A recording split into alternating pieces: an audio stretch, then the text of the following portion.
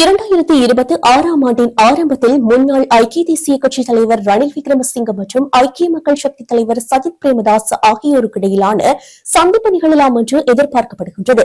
ஐக்கிய தேசிய கட்சியின் முக்கிய தலைவர்களுக்கும் எதிர்க்கட்சித் தலைவர் சஜித் பிரேமதாசுக்கும் இடையில் கடந்த செவ்வாய்க்கிழமை கொழும்பில் உள்ள நட்சத்திர ஹோட்டல் ஒன்றில் நடைபெற்ற விசேட சந்திப்பின் போது இது தொடர்பில் கலந்துரையாடப்பட்டுள்ளது.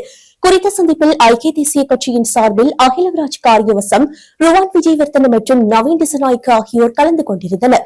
ஐக்கிய மக்கள் சக்தி சார்பில் சஜித் பிரேமதாஸ் தனித்து பங்கேற்றிருந்தார்.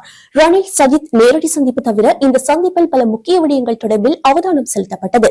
குறிப்பாக ஐக்கிய மக்கள் சக்தி ஐக்கிய தேசிய கட்சியுடன் இணைந்து பயணிப்பது என்ற காரணிக்கு அப்பால் அனைத்து கட்சிகளுக்கும் ஐக்கிய மக்கள் கூட்டணியாக பயணித்தை தொடர்வது குறித்து கலந்துரையாடப்பட்டுள்ளது. அதன் மூலம் இரண்டு கட்சிகளும் தனித்துவத்தன்மையுடன் செயல்பட முடியும் என்று குறிப்பிடப்பட்டுள்ளது. கடந்த தேர்தலில் ஸ்ரீலங்கா பொதுஜன பெரமுனவை கைவிட்டு தன்னுடன் பயணித்த ஷெஹான் சேமசிங்க, பிரமித பண்டாரு தென்னகோன் மற்றும் காஞ்சன விஜயசேகர உள்ளிட்டோரையும் கூட்டணியில் இணைத்துக் கொள்ள வேண்டும் என்பது ரணிலின் கோரிக்கையாக உள்ளது. எனினும் ஐக்கிய மக்கள் சக்தியின் சில உறுப்பினர்கள் அதனை விரும்பவில்லை. இவ்வாறான நடைமுறை சிக்கல்களுக்கு தீர்வு காணும் வகையில் ஜனவரிக்குள் ரணில் விக்ரமசிங்க மற்றும் சஜித் பிரேமதாசுவுக்கு இடையில் பிரத்யேக சந்திப்பொன்றை ஏற்பாடு செய்வது குறித்து இதன்போது அவதானம் செலுத்தப்பட்டுள்ளது.